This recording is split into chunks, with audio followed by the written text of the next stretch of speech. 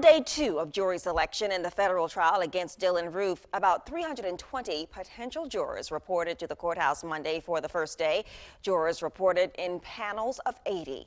Those who were not dismissed or allowed to defer their jury service filled out questionnaires related to the Charleston church shooter. News 2's Ashley Yost joins us live from downtown, and Ashley tells us about the court's atmosphere this morning. What happened in court this morning, Ashley? Octavia, Dylan Roof came into court today in that prison jumpsuit that we saw him in yesterday morning. At some point yesterday, he changed into normal everyday clothes, but here this morning, back in that prison jumpsuit. Now, this is the preliminary round of jury selection. 3,000 people, like you said, summoned here today. The judge asked some questions to exempt some people. They're working on getting to 700 people of that 3,000 to come to the official jury selection process where lawyers get to ask specific questions.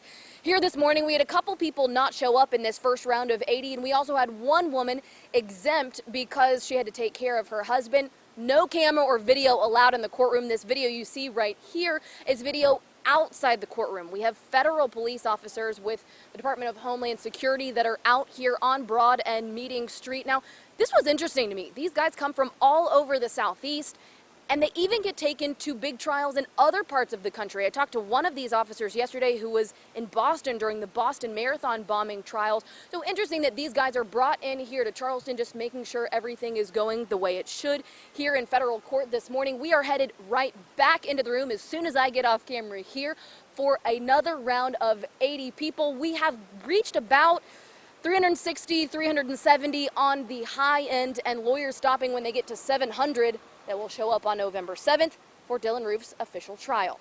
In downtown Charleston at the federal courthouse, Ashley Yost, News 2. Back to you, Octavia.